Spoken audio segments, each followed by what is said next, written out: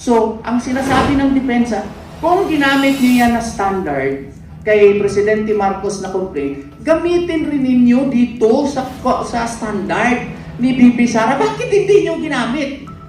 No? What is good for the gander should be good for the goose. Malaki ang posibilidad na mauuwi na naman sa pag-akyat sa Supreme Court ang panibagong impeachment complaint laban kay VP Sara Duterte na minabadali ngayon ng Kongreso kahit hindi naman ito dumaan sa tamang proseso. Matatandaang taliwas na taliwas ang ginawa ng Committee on Justice na pinangungunahan ni Jinky Luestro kung paano nila madaling ibasura ang impeachment complaint laban kay Pangulong Bongbong Marcos dahil umano ito'y insufficient in form and substance kahit pa malinaw na malinaw ang naging partisipasyon ng Pangulo sa malawakang korupsyon sa kaban ng bayan na umaabot sa trilyon ang halaga. Sa kabilang banda naman, pilit nilang ginagawang tama ang puro imbentong ebidensya laban kay Vice President Sara Duterte para lamang ma-justify ang kanilang plano na matanggal ang pangalawang pangulo sa kanyang pwesto at nang hindi na ito makatakbo pa sa anumang posisyon sa gobyerno. Panyero, marami nang may gustong nag-aantay ng pananaw mo sa pinakamainit na topic ngayong linggo, which is the consolidated answer ad cautelam filed by the legal team of our Vice President Sara Duterte in the impeachment proceedings. For our listeners, ano po ba itong sinasabi na answer ad cautelam? And why do you think her lawyers chose this approach in the impeachment proceedings? May strategy ba behind? Ganito lang, no? Hindi ako parte officially sa defense team ni VP Sara. So it might be inappropriate and unethical on my part to give my opinions. But just the same, I believe that the people also have to know what is on my mind, di ba? So, yun lang po. You have to take my opinion as it is. Hindi po ako parte doon sa kanyang defense team. Okay? So, sa trial niyan, kung sana walang trial, ang masasabi ko lang, may rason bakit ginawa yan. Ang tingin ko niyan as a practicing lawyer is ang answer ad cautelam, ang ibig sabihin lamang niya, answer just in case. Mga ganun ba? Answer just in case. Okay? Just in case what? Okay? Just in case you proceed further, or just in case you decide it against me anyway, at least we have an answer. Yung mga ganun. Kasi nga po, kung ako naman on the defense side, I would perhaps tackle the case the same way, so that the prosecutors later on would not know as to what are my real defenses once in case if this gets to trial. Gets nyo? Kasi kung dito pa lang sa prosecutors level, dito pa lang sa determination of probable cause level, whether or not there is sufficiency of substance level, no? Akin to a prosecutor's level yan kung sa criminal cases sa aking pananaw. Pero ang grabe lang dito, ay medyo mga politika. Sa pananaw ko kasi, kung iratsada mo na lahat ng mga depensa mo dyan, as a practicing lawyer, kaya nga nagmamadali kami kasi may 1:30 hearing pa ako. So, malalaman na nila, mapag-aralan na nila, ganun pala. Ganun pala. Hindi pala talaga kay Sara yun. Kay VP Sara yung property na yun. Binigay lang pala sa kanya para maging abogada, nung pagkabago niyang abogada. Mga ganun. Isa lang yan, na sinabi ko. So, papag-aralan na nila ngayon. So, pagdating sa trial, medyo marami nang nalaman yung prosecution, mahihirapan na yung defense. No? It's not really a simple case of telling the truth. It's a case of when you tell the entire truth. When the case can be defeated based on certain legalities, such as dito, klaro naman talaga.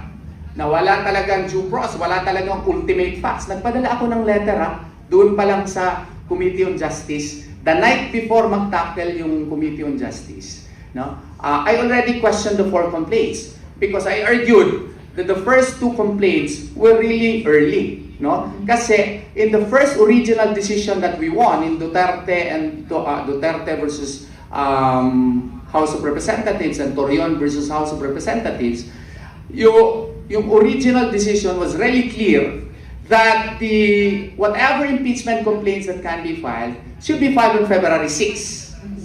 Itong dalawa prior to February 6. So doon sa letter ko, I emphasize that they were premature. Pagka kinabukasan, I don't know why they did it, kasi gabi ko yun pinadala yung sulat, they withdrew the second complaint. And it was a tactical move because I also claim that the third complaint is congenitally infirm. It was void. Why was it void? Because it was endorsed by Representative De Lima.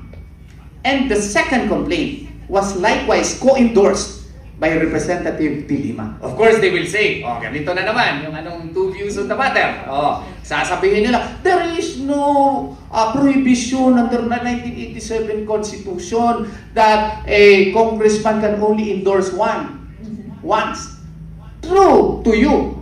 But just because there is no express prohibition, it is already enshrined, ingrained. Why? Because an endorsement of an impeachment complaint of a high official of the land is actually a recognition in your part that you agree in whole and in truth the entire allegations of that complaint. So therefore, it is my humble contention that it is a sacrosanct process. How can you endorse wholeheartedly an impeachment complaint and at the same time, by the way, I also endorse this complaint?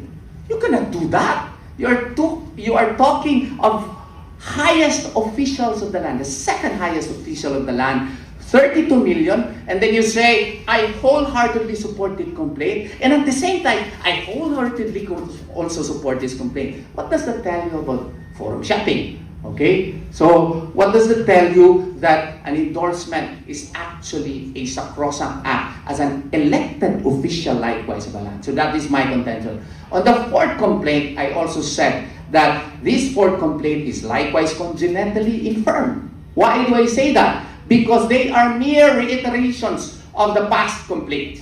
Okay? While it may be true that, Madriaga is an addition, his affidavit was an addition, but that cannot constitute as the declarations there are not ultimate facts which would qualify the crimes which are actionable or considered as impeachable, such as the grave violation of Constitution and other crimes that are listed in the 1987 Constitution. So, yun nga lang, ang ginawa ng Committee on Justice, nag-decide sila na sufficient in substance. Okay?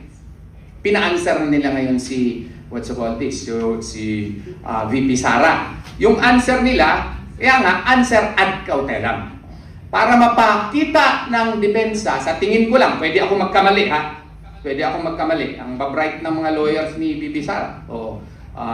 So, ang sabi nila, yung ginagawa ninyo ay mali pa rin kasi you violated her due process, yung complaint nila, hindi ninyo in-apply yung standard na inyong ginamit pag-dismiss doon sa kaso against kay Presidente Marcos.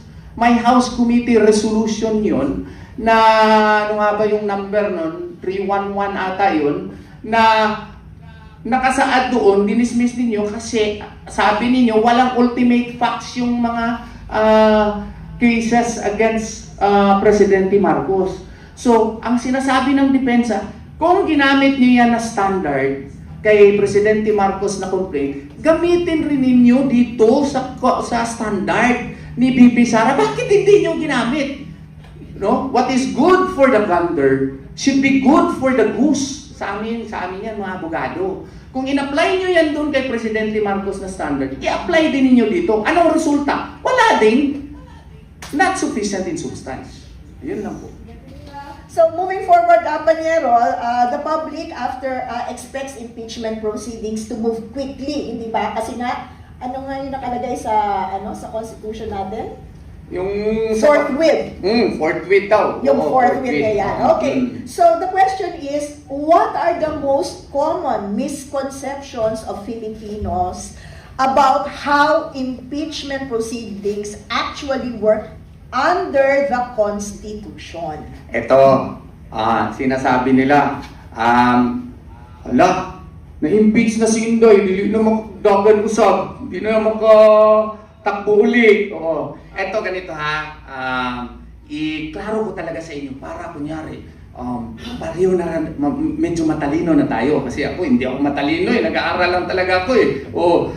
So, yung impeachment kung maabot na yung 1/3 vote po doon sa House of Representatives, i-correct mo lang din ako kung baka mali na rin ako, mama. Si Inday impeach na. Technically impeached na siya, pero hindi pa siya guilty hindi pa siya pronounced guilty. So hindi pa rin siya disqualified. Wala pa yung mga consequent na mga penalties for impeachment. So merong articles of impeachment yan na gagawin yung yung House of Representatives at ipasa doon sa Senado. Doon sa Senado naman ay magta-trial doon forthwith. Pero kinakailangan may 2/3 vote doon. Kung maabot yung 2/3 vote na 16, hindi yan, maski 23 na lang sila, 20, 16 pa rin ang kailangan yan O, hindi yan ma-reduce. Kaya yan din ang problema nila. Maski makaabot sila ng 1/3 vote, which I hope will not happen, okay? Para hindi na tayo masyadong magulo. Ang dami nating problema wala nga tayong klarong ginagawa para sa mga OFWs doon sa abroad tayo, dagdagan pa natin ito. Ang mahal-mahal na ng gasolina. Ang sa ating dito pinag-uusapan, impeachment Inday. Grabe naman ni Ma'am BP, sana all. Anyway, yung sa Senado, kung simba ko may 2/3 vote, one of the consequent penalty doon is yun ang hinahangad nila. Ano yung hinahangad nila? Yung perpetual disqualification to hold public office, remove. Tapos aside from removal. So, ever kung mangyayari yan, hindi na makatakbo si Ma'am Inday. Dahil sa mga walang basihanan ng mga complaint na yan. Yun yung inaasam-asam nila. Kasi alam nila na maski sino pa ang ilagay nila, matatalo ngayong 2028. Kaya nga, by hook or by crook, itry talaga nila yan gagawin. Tayo namang taong bayan, we have the moral responsibility to prevent that from happening. Kasi kung mangyayari yan, wala na tayong choice. Sinong, kung mayroon si Ma'am Inday, baka ma-force din tayo na i-field na lang siguro mas matapang din yun, si Congressman Pulong, o si Mayor Baste. Diba? By 2028, 40 na si Mayor Baste on the day of the election si Baste, naku, baka mas marami ding magbuboto nun, especially yung mga babae. Baka makakuha na lahat ng mga female voters. So, kaya mag-isip-isip din siguro yung grabing magbigay ng problema kay Ma'am Sara. Ang daming problema lang binibigay kay Ma'am Sara. Mag-isip-isip din kayo kasi may mga alternatives din Pero sana hindi yan mangyayari because it is for the betterment of our country. We need really a leader like Ma'am Inday in our times. Yes.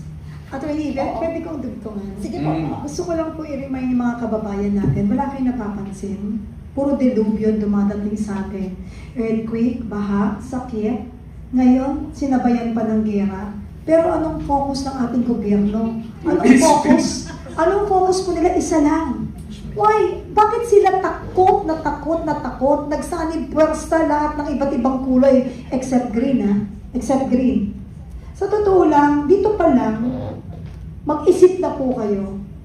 Hinaharangan nila yung tunay na dapat makamtan ng sambayanang Pilipino ang mabigyang katarungan ang mga nangyayari sa atin at matigil na ang pagdarahop ng ating bayan na magpahanggang ngayon hindi nalulutas.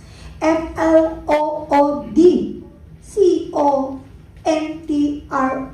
CONTROL flood control. Baka nakakalimutan nyo, balikan. Bakit ka mo? Panglilihis. Bakit nakatuto kayo? Puro Sara, impeach Sara, Sara Lustay, Sara Waldas, Sara ano, si Piatos kung nakakapagsalita lang at si Mary Grace magmumura na yan. Ba't ba ginagamit nyo ako? Nagtatanga-tangahan sila at nagpapanggap na kala mo talaga totoong-totoo. Turo sila ng turo kay BP Sara pero nakalimutan nila, 4 na daliri nila nakaturo sa kanila. At ngayon kailangan magbalik tanaw tayo. Ano bang meron kay Sara? Bakit kailangan nilang sirain sa tao? Bakit takot na takot sila? Kasi yan na magiging katapusan na mga ginawa nila noong pa na hindi natin natutuklasan.